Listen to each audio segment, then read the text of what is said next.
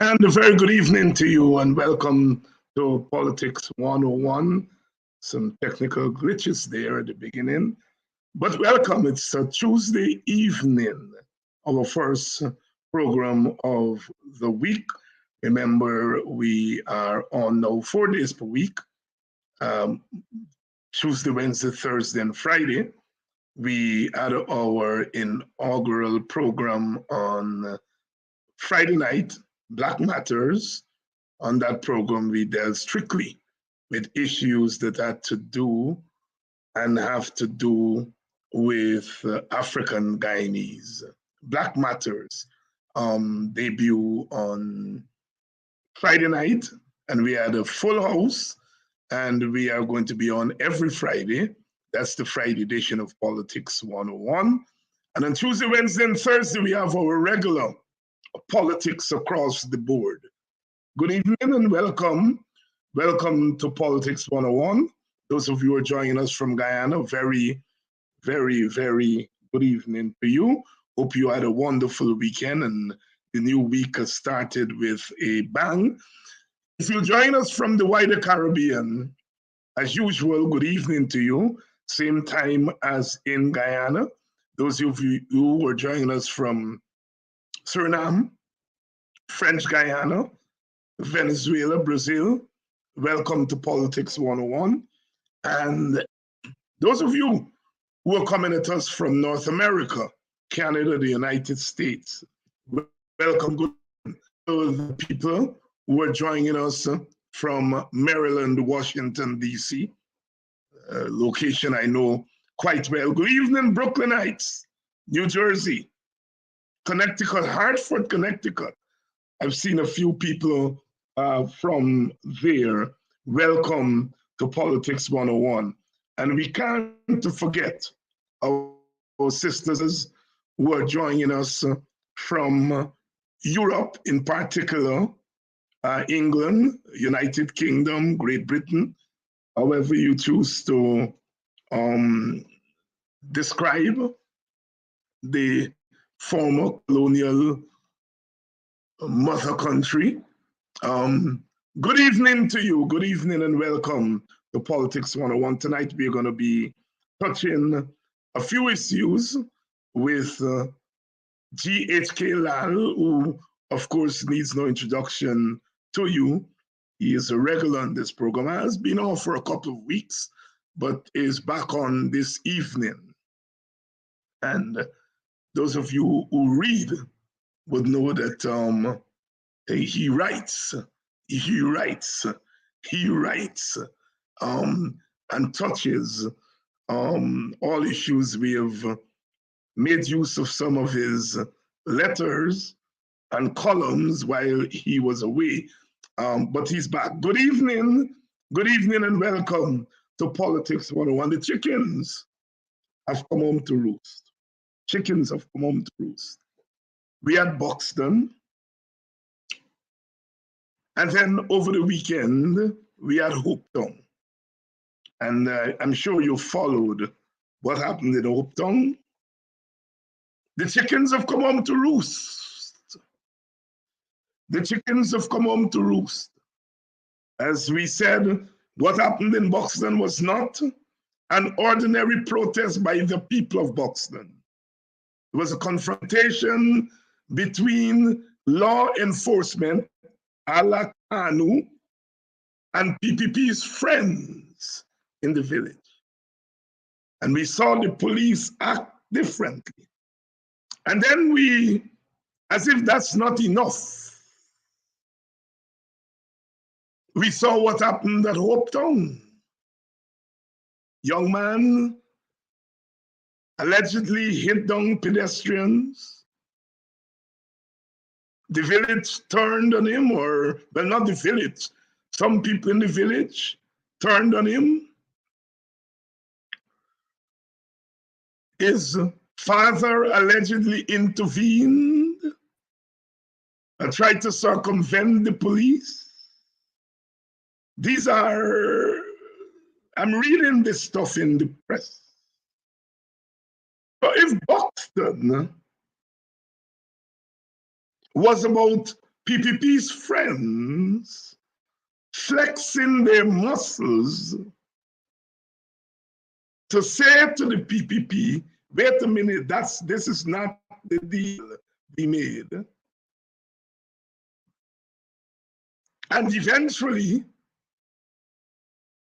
a community leader called off the Buxton thing, never to be heard about after. And then at Hopetown, West Coast Bobbies, the place where those young men were brutally murdered, and the people came onto the streets in righteous indignation, the Henry boys, the son of a rich man, apparently, allegedly, pedestrians, and some people in the community turned on him, and it is understood that they beat him, allegedly. And then his well-to-do daddy, with connections to the PP, allegedly sought to take him home rather than to the police station to be interviewed about the accident. Big people in high places circumventing the law, the police in Buxton, in Hopetown. What are we seeing in our Guyana? Are the chickens coming home to roost? What you sow, you shall reap. If you govern by privilege for some, and some or the other, that privilege for some is being threatened,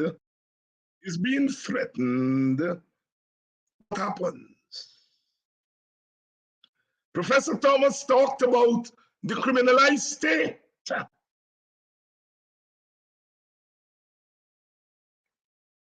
Are we back? Let me talk about the criminalized state. We talk about the merging of the government and state.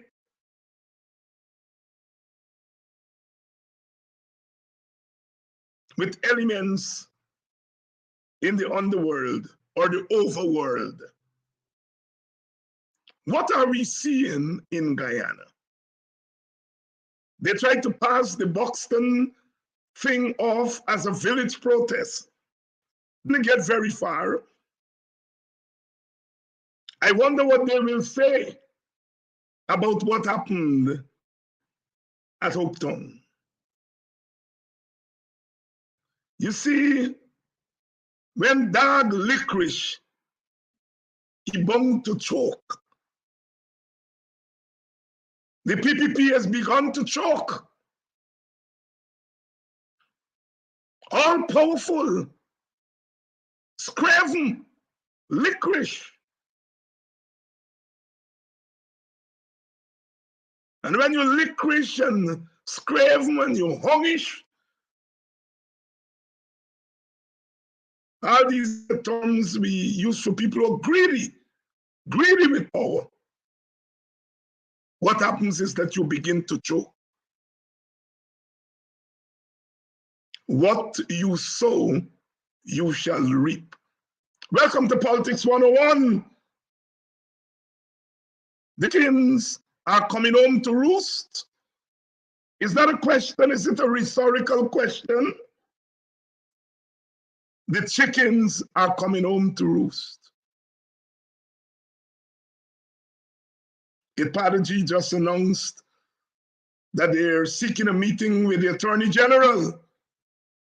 They're still not releasing that subvention to Ipadaji. I said last week that you can wine and dine with Letitia right, you can hold her up as a symbol of what Guyana should be. You can give her honorary doctorates. You can do all those things to that individual woman. But just before she came, and just after she leaves, the police will kneel on the back of a young woman just like her. You can wine and dine her, but you demolish the homes of people living like her. You can wine and dine Letitia Wright, but you take a small subvention away from an organization that want to create more Letitia Wrights.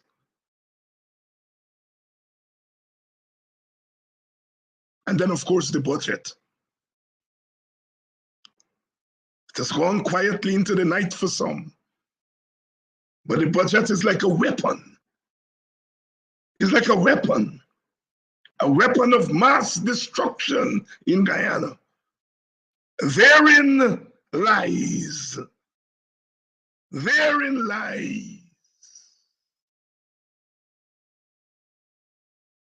a weapon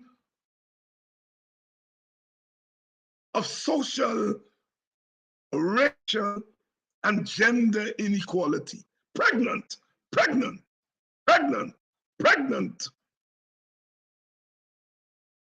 Martin Carter talked about the sharp knife of dawn, grippers in my hand. But how bare is everything? Tall trees, the infinite world. Very perceptive poet. Tall trees. How bare is everything? A big budget. $700 billion. He talked about the knife of dawn. In that budget is a knife of social inequality. With the poor, racial inequality, with Africans and Amerindians, with poor women having to leave their homes at nights to go and watch over the rich and powerful. Some of them are spat in the face by the people who they guard at nights.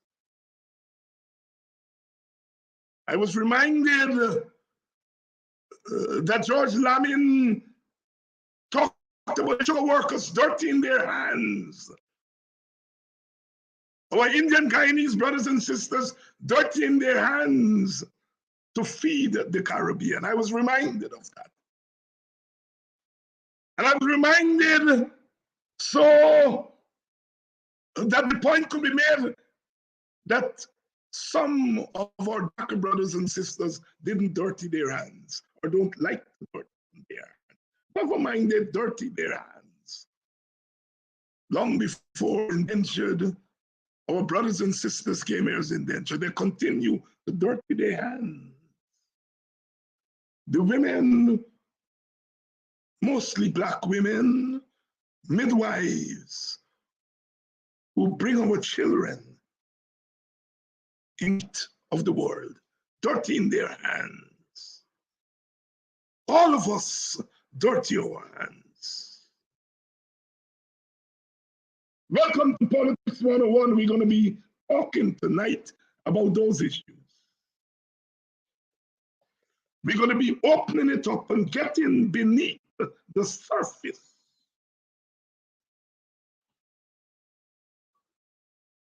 Wonderful, wonderful calypso by the Mystic Prowler, winning the Calypso Monarch in Trinidad and Tobago in 1998, Below the Surface.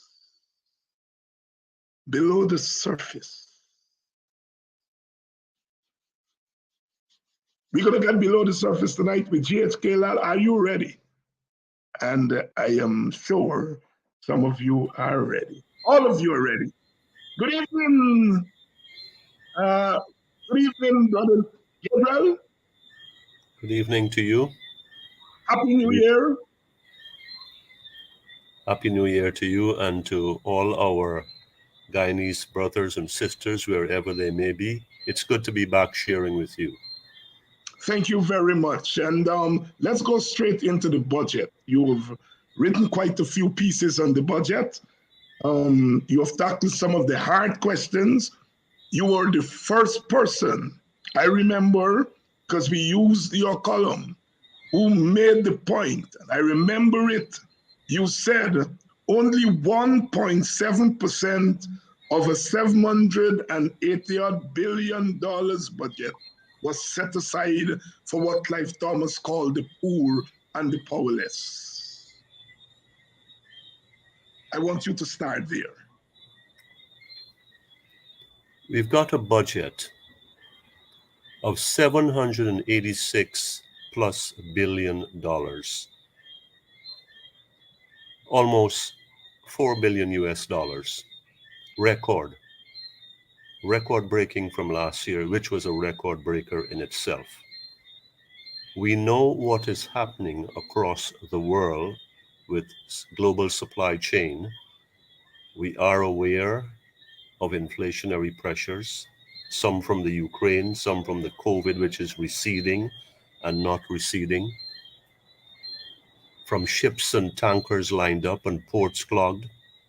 And we know what it is for our fellow Guyanese at the bottom of the economic ladder. We may have friends who are impacted negatively.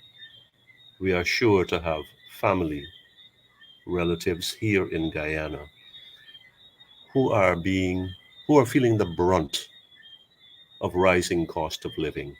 A cost of living, price pressures that keep racing away from them. They are falling farther and farther behind. So we have this budget. I understand, and it was made public, that the Private Sector Commission made recommendations. We can interpret that however we want, demands, and certainly the Private Sector Commission and the private sector in broader terms have to be extremely pleased, and they have gone public with that too. They are pleased with the provisions in the budget that are there for infrastructure. Hundreds of billions in different ways, education, health, security, and so on and so forth. Where is the money? 10% of that budget, 10% of that $786 billion. I ask the budget preparers, who are really the people who have the input, but the decision makers, the brain trust, where is your care and compassion and consideration for the poor in Guyana, especially those who are on the margins, particularly the African Guyanese community? They are Indians and they are Amerindians who are also feeling the squeeze. What about them? We couldn't set aside 10% of $786 billion for our brothers and sisters at the bottom of the economic ladder, struggling and agonizing from day to day, not to get brandy, not to get grapes, not to get salmon, but to get some bora and some callaloo and some sweet potato and the basics of a meal. And the basics of a meal. The World Bank sounded the warning before. The IDB wrote their report. And it's 48% and upwards of 40% of Guyana not having enough for a meal, a proper meal when the day comes. 48% on the poverty line, or somewhere living on five US dollars a day. That's $1,000 a day. What can $1,000 a day buy? When provisions, sweet potato is $200, $300, $400 a pound. Tomatoes are $600, $700 on a given week. And we could go on and on with that. Budget billions, infrastructure billions. You know what that means, my brothers and sisters. Whether you're a PPP supporter or a PNC or Black or Indian or Amerindian, do you know what that means? Budgets and infrastructure billions. It means that when Lilawati and Mary and Tashana stand up and Rose stand up and see those roads passing by and the bridges being built, if they are built and how they are built, and the potholes are being filled when they are filled, are saying, well, what about me? What is in there for me? What is in that budget that is making a difference in my life when I stare at my children, when I look at my table, and before that, when I peer into my pot? When I peer into my pot, which is empty. And this is day after day. Yes, the government has come forward and said, oh, we've done this with the GPL and the GWI and subsidies and fuel. And let's be frank, those have got their value. We are doing this with the children. But instead, I say, instead of running it through the Ministry of Education and open the door for corruption, which we know is going to be ever prevalent, run it through the tax system, a tax credit. But let's look at this in a more granular way. We take $607 million out of the oil fund last year. We're taking some more money this year. Could we set aside 10%, a measly 10% of the oil money for direct benefits to the Guyanese poor? All the Guyanese poor, the public servants, the discipline services, the fire people. But I think I'm being redundant here, so excuse me. So that they can feel that yes, we have oil and we are tasting the oil in the budget dollars that have been set aside for us. When people can't buy food on a daily basis, when they are falling behind, then do we have oil? Are we the fastest growing economy in the world per capita? What does the biggest GDP or the most explosive GDP means when the average GDP is about 3% and we are at 62% last year? What does that mean? What does that translate to when I look at my children? When I look at these numbers coming up, yes, there's an increase in the tax threshold. But what about more? We can't get all one time. We are not greedy people. I come from a poor background, but I'm not poor in spirit. So I know I can identify with the underdogs because I've been treated like a dog myself. That's why I can speak to these issues. I have not forgotten my roots, my sisters and brothers, my fellow Guyanese. You bring a budget out for $786 billion, and this is what we get. The people most talked about in the world, the country that is in everybody's lips, and with a government that says, and people in the media, learned men, saying, defending what was done. Infrastructure is preparation for the future. Indeed, it is when we can get 60 to 70 cents on the dollar. You can decide for yourself what I'm leaving 30 cents on the dollar for. And it's not for good things. If we can get that. In the meantime, whilst we have infrastructure, as I wrote somewhere, we we cannot afford to have, we cannot be proud of all these indigents in Guyanese society. Our budget had to mean more for the poor, and it had to mean more for the poor now.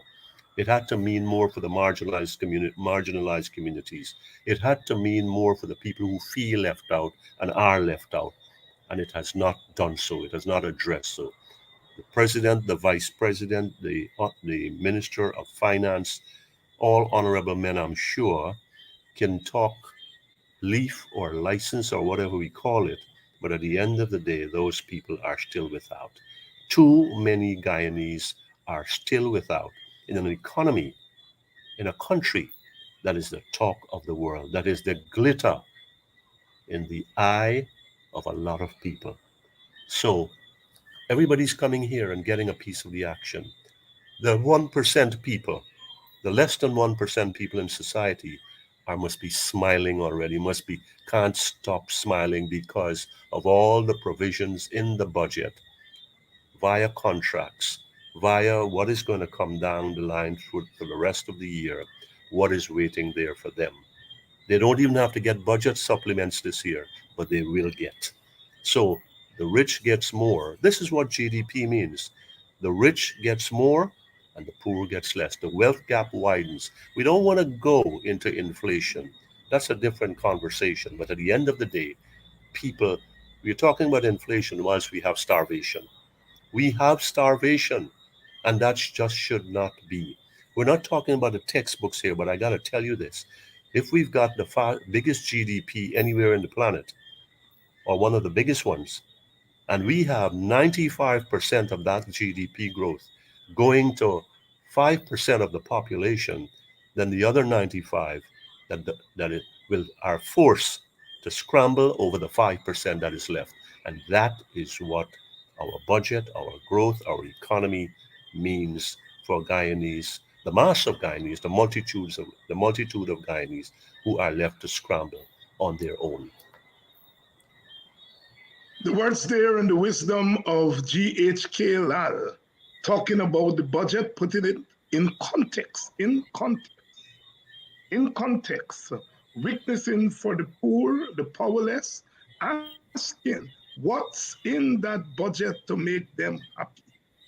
I refer to Martin Carter's poem just now. He said, "How bare is everything? Tall trees, infinite air, the unrelaxing tension of the world. The unrelaxing tension of the world. How bare is everything?" But that bareness is against the backdrop of plenty, relative plenty. What we are getting is plenty for us. It may not be plenty for America and all those places, but for Guyana, what we are getting is plenty, relatively speaking. And there is the issue that we deserve more as a country. Bad contract, big company taking advantage of us. But there's the other issue, the little that we are getting from Exxon and others. How are we distributing it? And GHK Lall has just laid it out for us. Not even 10%. If you're taking 10% of 782 billion, it will be 78. It will come up to 78 billion, 10%. And if you took that 78 billion and invest it in the poor in a direct way. My brother said just now about the roads. One old lady in my village pulled me aside when we raised the issue of cash transfers for poor people, and the government resisted it at the time. She pulled me aside. She said, "David, you must talk about build road for we. Road for motor car. Road for motor car, not for human beings." The perception of our people, it is not that they will not benefit from the roads, as Brother Gabriel has pointed out, but what are you giving them directly to make them happy? Human beings ultimately want to be happy. And to be happy means to be housed and to be fed and to be clothed and to be able to watch your children smile and beam as they get what others got. Dr. King talked about nutrition for the body as a very important component of human dignity. So there's nothing in the budget for poor people. Nothing in the budget, nothing to talk about. And we shall see in the coming year, they will spend that money. And that money has to end up somewhere, somewhere, somewhere, not in the pockets of the public servants, not in the pockets of the poor. Where is it ending up? GHK, any last thing you want to say on the budget before we move to the next topic? Well, I heard you say in your introductory remarks that the budget has been weaponized. And in my mind, there is no question that it has been weaponized and is being used very skillfully, and I think not even subtly anymore. The arguments are subtle and silky, but the clearly the numbers are a steel rod to the head of the poor, and saying, well, this is what it's going to be, this is what we have decided, and you just got to live with it. How people are living in this country, I really don't know. The minimum wage people, the cooks, the domestics, the police, the public servants, especially the middle to lower level ones, the a number of people across the board. And we're talking hundreds of thousands of people here. And how they are managing to survive in this abundant economy with such a paltry share of it, it's still beyond me. I really don't have the answers to that. And when people talk about, we can beat this one to death. When we talk about infrastructure is a good thing. I want infrastructure, but whilst I want and you want infrastructure, in the meantime, we must be able to have that health. We must be able to have the bodily wherewithal to participate in the benefits of that infrastructure. If we don't have that, then we are a derelict in physical infrastructure by ourselves. We are in need of an injection of funds. We are in need of an injection of life-saving oxygen. We are in need of an injection of life-saving vitamins and medicines and maybe even blood. And we are not getting it. But yet we are making speeches. The president is making speeches on Al Jazeera. He's going to foreign locales and pontificating. Let them come to Guyana. Let them drive through Temeri to Georgetown. And don't go by helicopter and bypass the city of Albistown and Agricola and Tiger Bay and all those other depressed communities, maybe Caneville along the way, and say, how are you managing? Starbrook News has an article, a weekly spread. I think it's on the middle pages. And it's a pretty good one. It's in part 12. So you've got 12 where they talk about to about 10 Guyanese. Yes, The high cost of living. We are talking about bread and butter here. We're not even talking about bread and butter. Leave out the butter. The butter is a luxury. We're talking about bread and roti and transportation and medicines that the Georgetown Hospital doesn't have, despite us spending hundreds of millions of dollars, US dollars. Where is the money going to come for people to have the essentials, the fundamentals of living? If I am the president, if I'm a leader here, I'm going to be ashamed of myself to open my mouth, given where our people are. Not one Guyanese should be left behind, and we should be serious about it. And instead of making speeches and putting our attack dogs to attack those who dare to speak and say, this just should not be in this time and this age and with this kind of economy and with this kind of treasure, then we are our worst enemies. And the budget, instead of being something highly anticipated, becomes something that is to be highly dreaded. And with that, we are living. To be highly dreaded. GHK Lall is here with us tonight. I want to thank all of you for coming down to Politics 101, I heard one of the critics of this program and other program in the process of cursing out his former boss, making reference to Sherrod Duncan's program and David Hines' program as being a program with high numbers. I heard the same person a few weeks ago say they don't have numbers. But in trying to parse out his former boss, he admits that Politics 101 and In the Ring and Straight Up by Mark Bishop, that we have numbers. We have people who come on here every night. Not to have red meat thrown at them, but to participate in discussions and analysis of their own condition. Introduced the term last week, equality of condition, because we talk about equality of opportunity and equality of outcome. The assumption is that if you have equality of opportunity, then you're more likely to have equality of outcome. And the argument is that there are opportunities in Guyana. And I said, well, hold on, if you don't have equality of condition, then equality of opportunity doesn't make sense. What is the condition of the Amerindian Guyanese? What is the condition of African Guyanese? What is the condition of poor Indians, East Indian Guyanese? It is the condition that will determine whether you start in the race.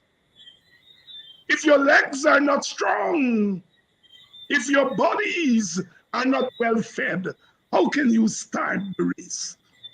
Equality of condition determines whether there's equality of opportunity. I want to thank you all so much for coming on, and thanks for those who have been sending me inboxes in Facebook, and I don't get to them until like a week later. You can imagine the volume of mails that I have to deal with, and I don't have an assistant, so I have to go through them myself. So I want to apologize sometimes for getting to your messages a little bit later than normal, but keep sending them, because without your encouragement, these shows they are not going to be successful or continue to be successful. GHK Buxton again. I say Buxton again, because there is something about that village that seems to attract a certain kind of action. There seems to be a romance between Buxton and these PPP governments when they're in power. What do you make of what transpired in Buxton last week? Well, what we're seeing here is a replay of what occurred a while back.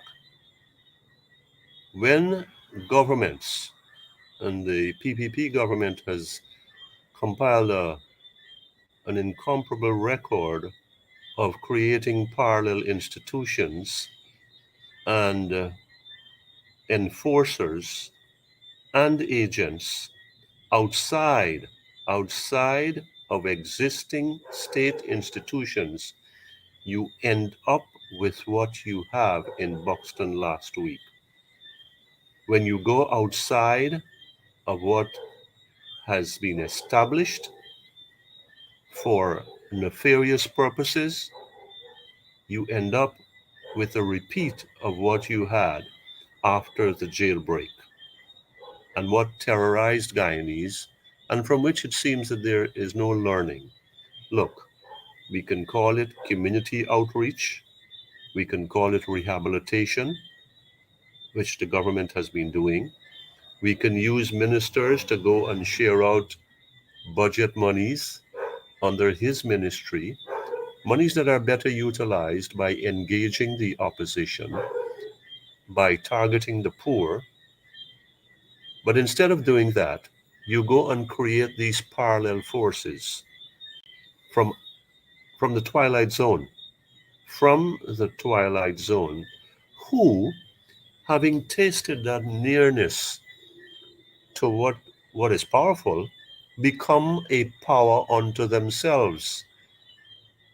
And this is what we had at play in Buxton. Yes, a village with a long tradition, a long and storied tradition of resistance, a terrible word in this country, a word that is being trampled upon, that it must have no life in it. But once there is breath, there is life. And once there is one person willing to stir the pot, there is going to be people who are going to be talking, people who are going to be objecting, people who are going to speak their consciences, or people who are going to take to the streets on some issue that is dear to them.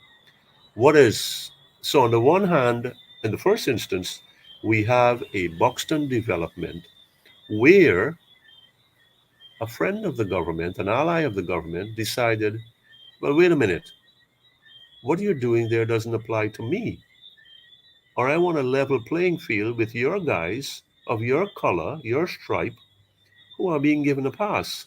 So why am I being targeted when I'm supposed to be a friend of yours? That's one thing. The other thing I noticed coming out of Buxton was that was that the following day I was bracing myself when I looked at the two newspapers that I read, Stabrook and Kaichur, and there was not a single peep from any of the usual PPP commentators to say, well, look at them. They're there at it again. It was as if somebody turned off a switch. When I think of Monrepo, when I think of Cotton Tree, I felt that the switch was turned off, and I said to myself, why is this so? Where did the wisdom come from? Because the commentators recognize that even that this one in particular, this time in Buxton, you couldn't pass it on to the PNC or to legitimate black protesters or objectors. And they were sensible enough or pulled in enough and to say, hey, don't go into the one. Let a one die on its own feet and let it get out of the limelight quickly. But the, so that alone tells you that this was a family secret that was necessary to be kept undercover. Let it go its way. We're gonna work our magic behind and start this thing out. So let's make sure that But here's this: the damage has been done in Buxton, one to the community and two to the wider nation. So where are the conscientious Guyanese? Where are the clear-headed, clear-thinking, conscientious Indian Guyanese? Because what we are having here, and I've used for the third time in this part of the program, what we're having here is a replay of what happened before when we had what were loudly hailed as crime fighters. We had crime fighters in the police force having their own police action under the umbrella of national security, only for it to turn out that they were anything but law-abiding people protecting the citizens of this country, and they were pursuing their own interests, knowing that they have secrets for the government, a PPP government, and knowing that what they do, they can't be touched until it's too late or it's too far gone. And so once again, I would have thought that the PPP would have learned because it's still got some of those old heads from prior administrations. So I'd have thought that it would have learned something and said, well, look, we ain't going down the road again. We are going to deal with this on the straight and narrow. We're going to deal with this with what we have in the police force. We have clearly all the commanders and their assets in the police. We are going to deal with this on a legitimate basis. But when you go around and you come up with these concoctions under community cover and under selective cover, you get a blow up as did in Buxton. Now there's another thing going on here. Excuse me. My sources are telling me, and I suspect, because I know how they operate, that the U.S. Embassy has been funneling intelligence to Kanu. So I don't think it has to do with marijuana. They don't care about weed and smokes, and I wouldn't know weed or marijuana if I see it.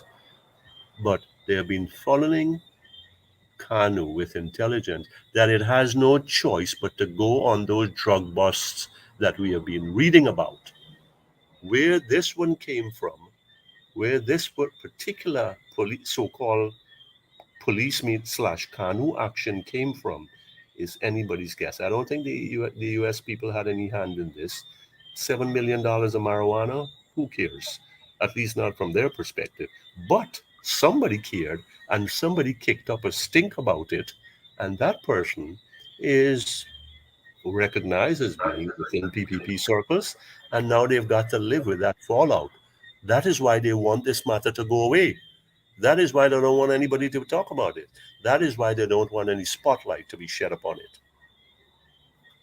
GHK Lall giving us a steak on Buxton. As I said, the chickens have come home to roost. You reap what you sow. You don't want to deal with legitimate leaders in the African Guyanese communities. You want to deal with them in a certain way. And you make deals, but you have this penchant for inequality that even among your friends, they're subjected to the same inequality that the ordinary African Guyanese are subjected to. There's not a level playing field even for your black friends. No level playing field for your black foes, no level playing field for your black friends. And that is what played out there in Buxton. If it were not such a serious situation, one could laugh until your belly busts and say, you get what you've been looking for. But it's a serious matter because these things infect our communities, infect our political system. And it doesn't bode well for the future. From Buxton to Hopetown. GHK, is that explain that for us. Explain Hopetown for us. Well, I must say I have a passing acquaintance with the people of Hopetown. I have been to the Roman Catholic Church there once. My wife, prior wife who passed, is from very close to that area. She was born and raised in Weldad. So there is Belladrum, Hopetown. There are linkages there. And every Christmas for about 30 years, of the 31 I came back 30, I would go and spend a week up there.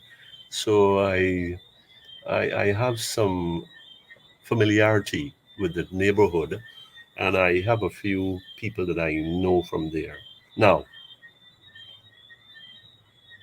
we've had this before where drivers have been targeted, and I think we've got to get past that. But we also have to be, so we have to get past that. We cannot, as incensed as people are, they're waiting. Those who kept quiet with the development in Buxton were just waiting for and rearing to go on the reactions in Hopetown, meaning that when the car was targeted because of frustrations, as I'm gathering it, with the intervention of the father and how the police was sort of waving in the wind. And they were like, wait a minute. Are we going to be victimized by another incident of injustice here? So that came about, but we've got to have the communities in Hopetown and Buxton have to be aware, from my perspective, that don't feed into the stereotype. Because one of the things I keep hearing is that, look, that is all what they know for do. The underpinnings, the origins are quickly forgotten, and they are overwhelmed by the deluge of voices. I'm not a participant on social media, but I can only imagine the outcries and the vileness that comes from there. So I'm saying that Hopetown is in a sense, is a continuation of Buxton in terms that here it is that legitimate residents are concerned that the law is going to be subverted again and they have two seriously injured people in circumstances that are still kind of hazy. Was the driver possibly intoxicated? Was he an unlicensed one? Who was this guy?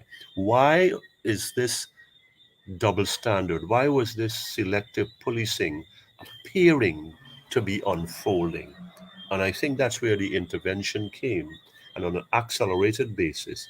And unfortunately, regrettably, it deteriorated into the into the situation involving the son and his property. Now, Hopetown, Buxton, we've got to understand these things coalesce into something. When communities, I don't care who they call their friends or who the government selects from them, when communities, black communities, Indian communities, Amerindian communities, see their leaders, the leaders that they hold in awe, the leaders that they respect, their elected leaders, are being bypassed, are being disrespected, are being abused, these things, they build, they accumulate, and they add to the simmering tensions that are under the surface. Look, we should be at peace now. We should have been at peace with the budget that came down, but we are not. We should be at peace with the glittering economic numbers that come from all the statisticians and the financial analysts and whomever else. But we are not.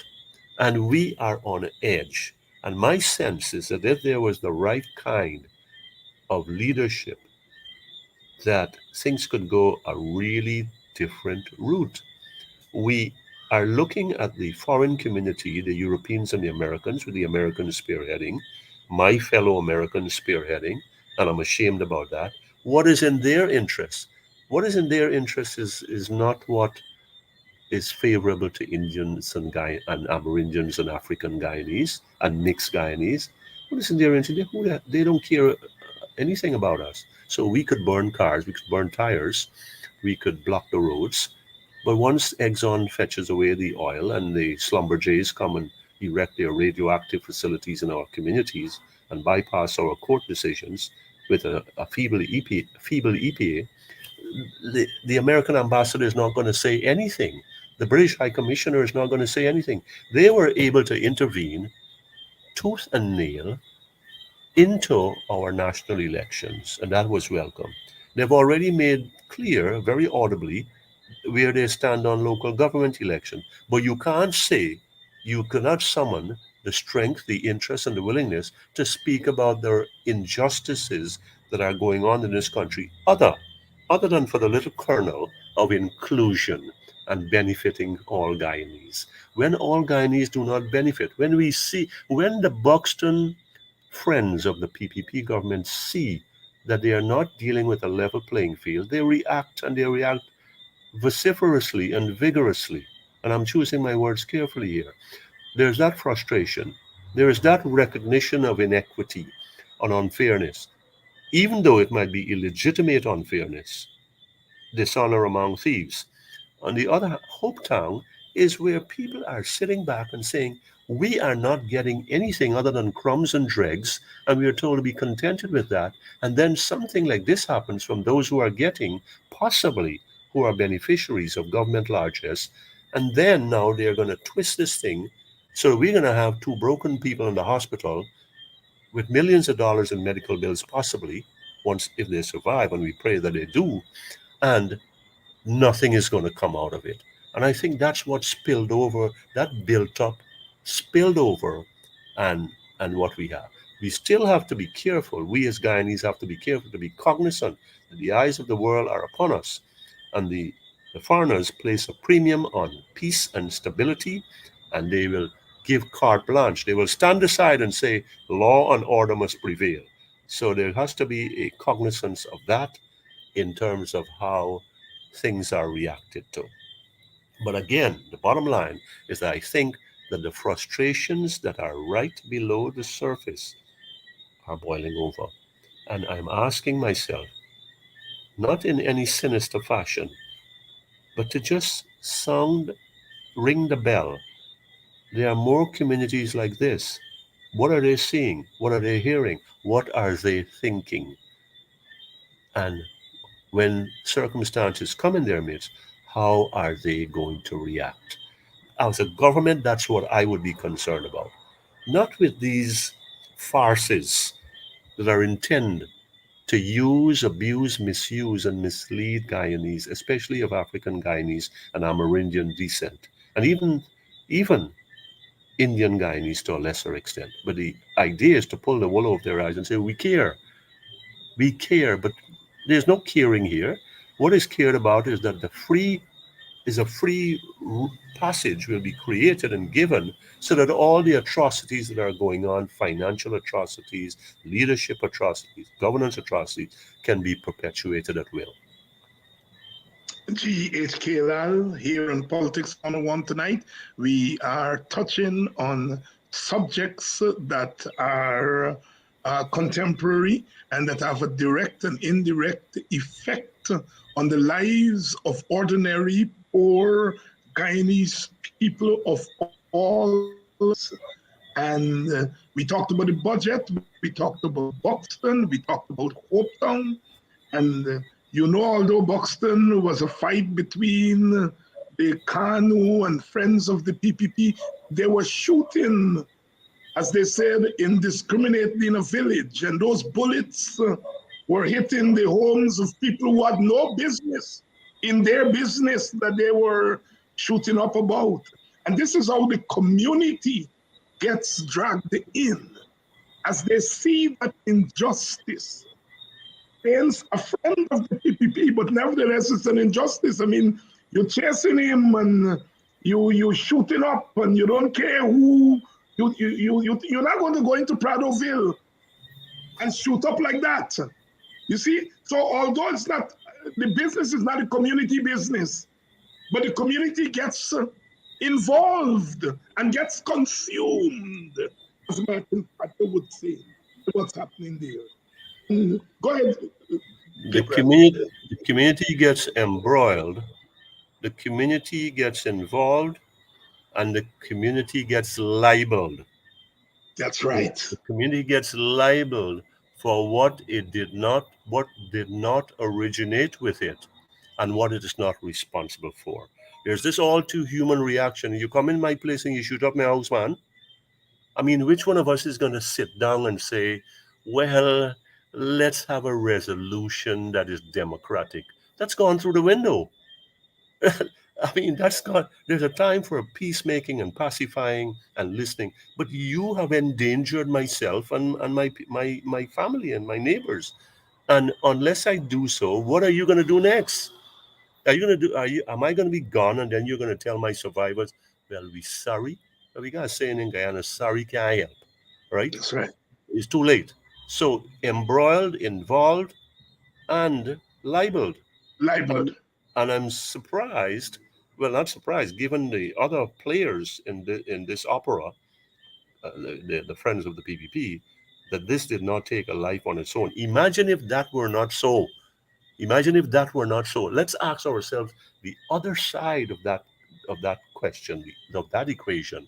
Oh my God, we wouldn't get a moment to talk about it. The media would have been saturated with, oh, they're gone at it again. Look at them. That's all they know to do. And somebody shoot up your house, whoever they're chasing, and you ain't got nothing to do with this. That has to be a problem for you. That has to be a problem for you.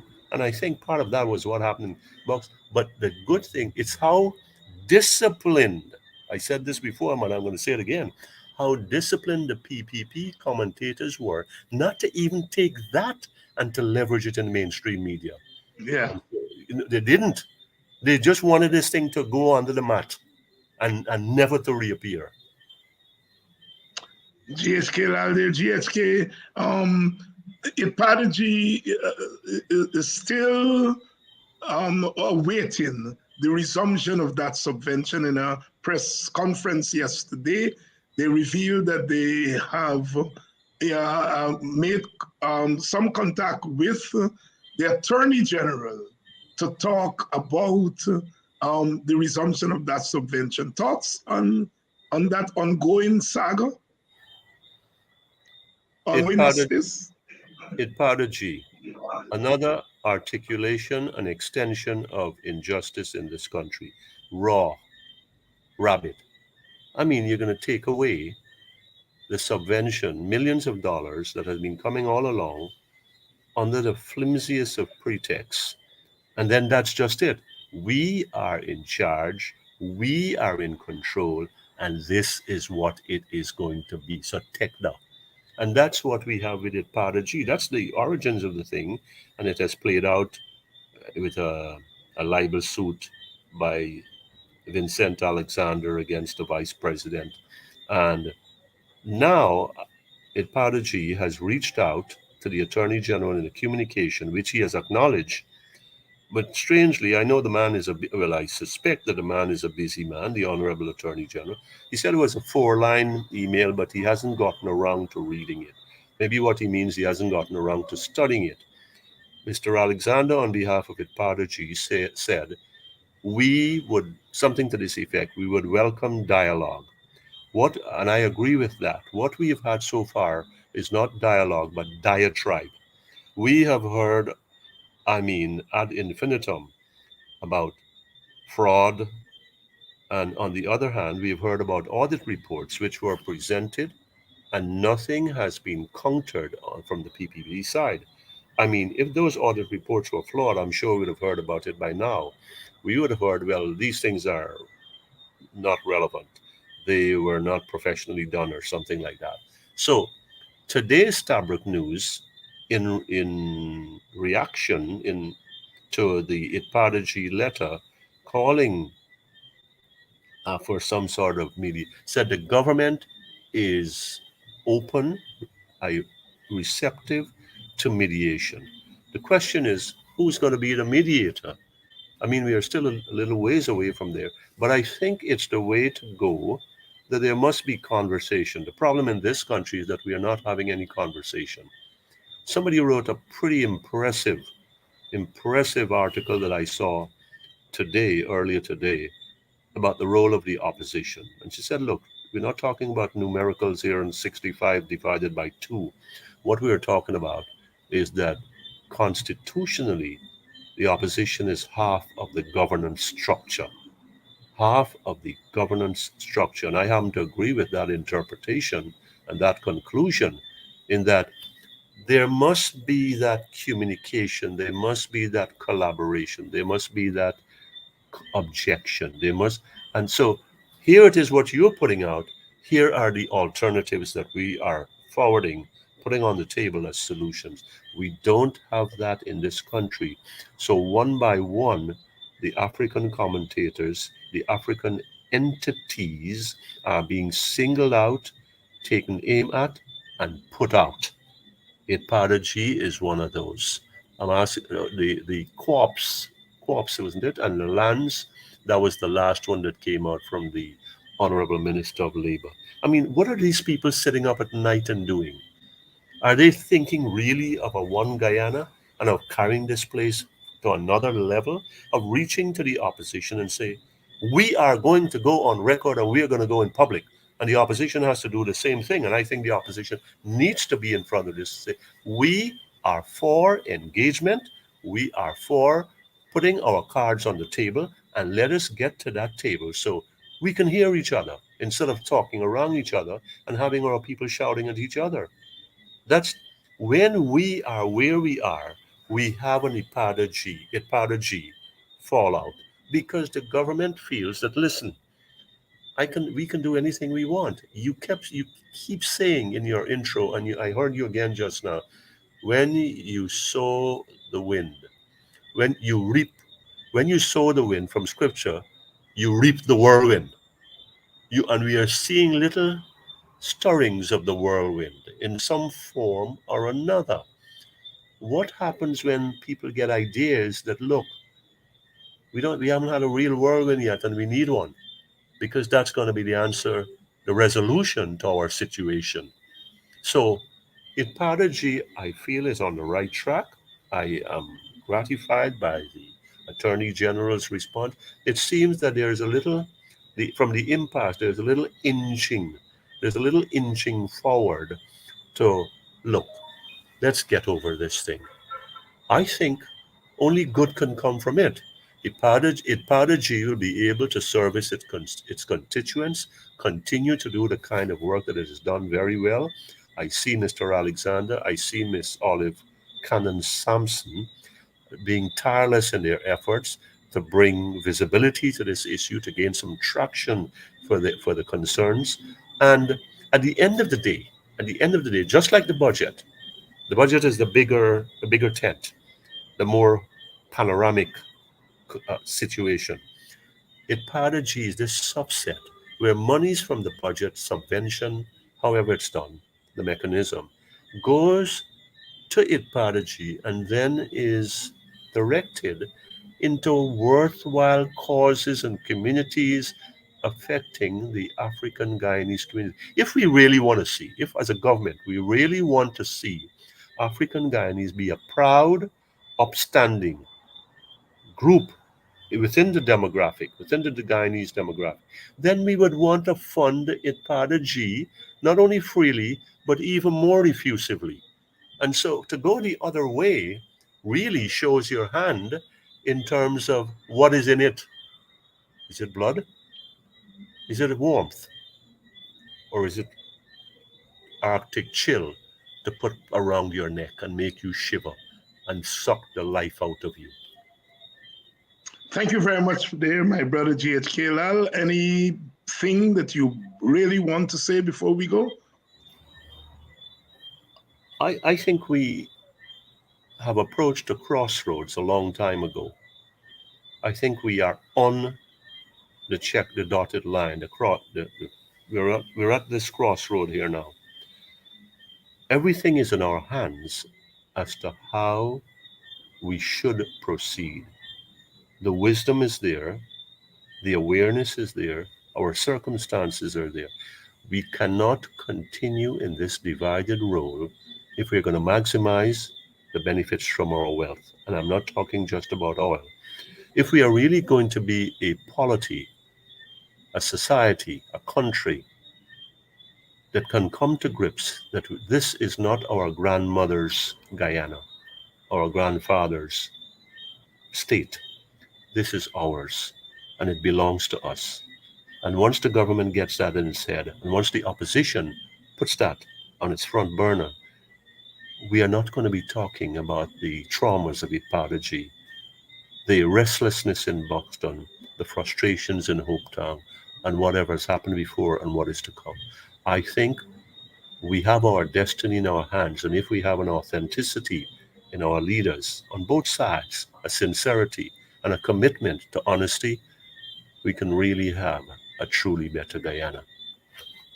Thank you very much, GHK Lall, for your wisdom, your thoughts, your analysis, and ultimately your activism here in trying to make sense of what has become quite a complex space in our world, a complex time, a complex moment, but one that is not beyond us. Thank you so much for coming through tonight.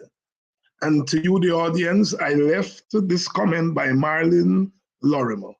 Guyana is a ticking bomb right now. I want to go out on that because it is a ticking bomb. And a ticking bomb can go off anytime. And that ticking bomb has been constructed by the PPP for the last 3 years, the last 2.5 years.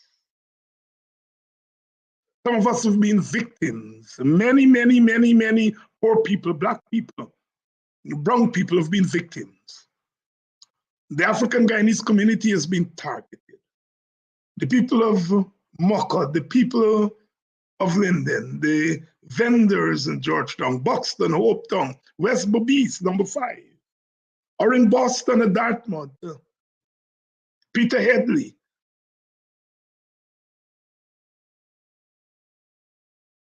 Those communities have been targeted by the PPP.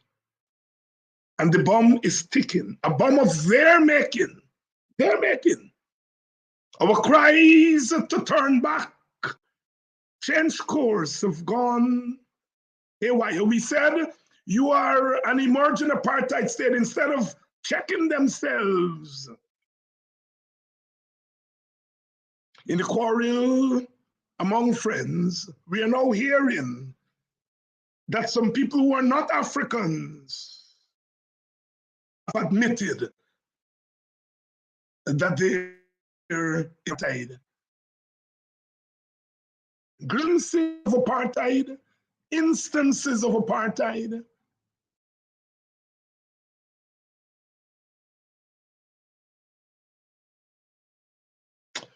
We have work to do. The bomb is ticking. The thing about bombs, when they go off, they consume all of us. We don't want to be consumed, but the bomb is ticking. Guyana is a ticking bomb right now. Marlin has left us with that wisdom. It's not too late. It's not too late. Too late shall be the cry, it seems, but it's not too late. It's not too late. We go out tonight with prayers for the people of Turkey and Syria. The hands of nature has dealt them a terrible blow. Human lives wasted, scattered. People wailing in the cold as they try to rescue their families and their countrymen and women. The human spirit can take so much battering. Let us send our solidarity because we know not when our hour will come. Guyana is a ticking bomb right now. You didn't make that ticking bomb. I didn't make that ticking bomb, but the bomb is ticking. It's a political earthquake. Guyana is a ticking bomb. We see glimpses of it every day, every day, every day. We must persevere and we have to overcome. We have to overcome.